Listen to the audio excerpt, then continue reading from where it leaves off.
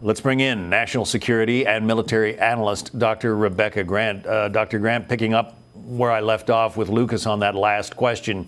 Yes, the Houthis are the target, but it's just as much a message to the Ayatollahs in Tehran, isn't it? Yes, it is. And all I can say about these strikes is finally, this situation in the Red Sea has dragged on just far, far, far too long. What I'm hoping is that we'll see a really consistent and sustained campaign against the main targets that the Houthis are using to attack shipping. And that should include everything from weapon storage to command and control and radar sites.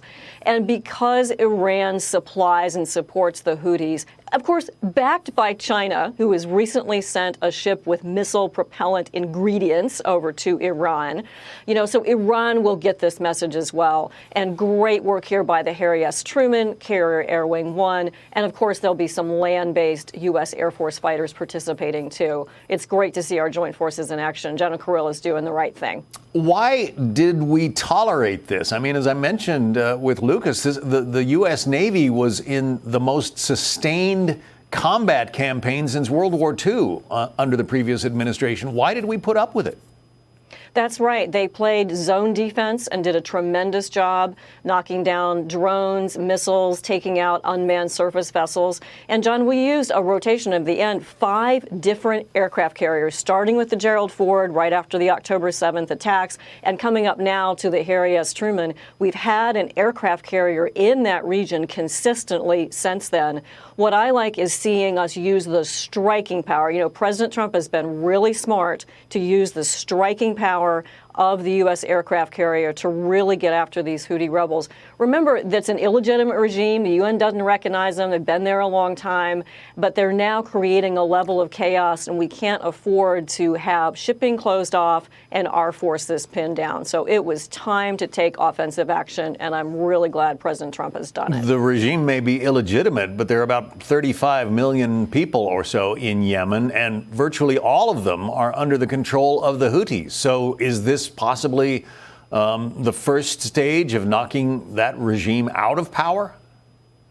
Interesting question. I don't know if regime change is the goal here. I think we really want to see them take out military capability. That will be the primary job. I would not be surprised to see these strikes go on for a little bit. And then, again, this has really got to send that message to Iran to stop supplying. We want to take out the weapon storage areas, the radar sites. And Iran has a ship there that they use to help the Houthis target maritime traffic. We need to end all of that. And so I hope the Ayatollah is really going to reconsider his military support down there, and that we use our U.S. military forces in a way that makes a very strong statement that we're done. We're done with these attacks against international shipping. This cannot go on. No matter how much Yemeni Houthi military capability we have to blow up. Yeah, the Houthis are already saying that 9 civilians have been killed in these attacks, 9 injured. That, according to the health ministry that the Houthis run. In a situation like this, you probably cannot avoid civilian casualties, but given the level of bombardment that is apparently underway, I'm surprised if that number is real, and we don't absolutely have a way to verify that, but I'm surprised there aren't more. Avoiding civilian casualties is a big requirement. This is part of the reason for striking at night.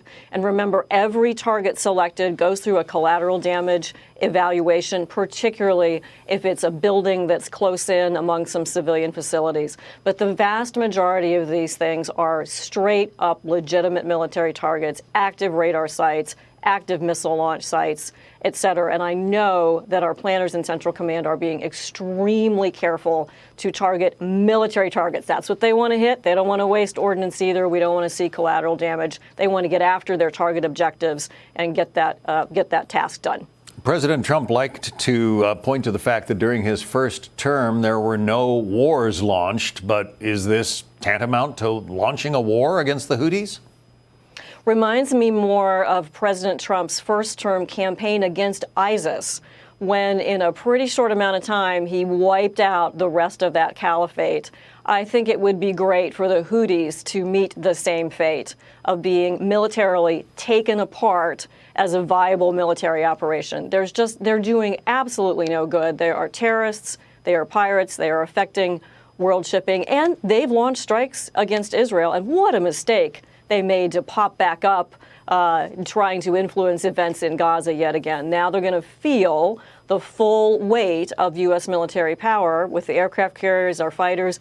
B-2 bomber wouldn't surprise me as well. And that's due to President Trump. You know, the new sheriff in town, we are doing a new policy, and this is it for the Houthis. I kind of wonder if they're the equivalent of the last man standing. I mean, Iran has its proxy armies, Hezbollah and Hamas. Those have been decimated by the Israelis.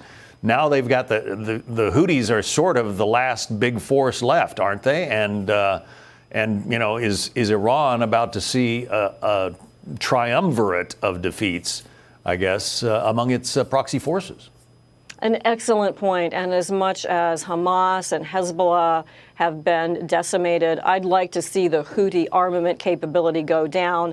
Yes, I think we are looking at getting after one of the last big operational legs of Iran's terror mechanism.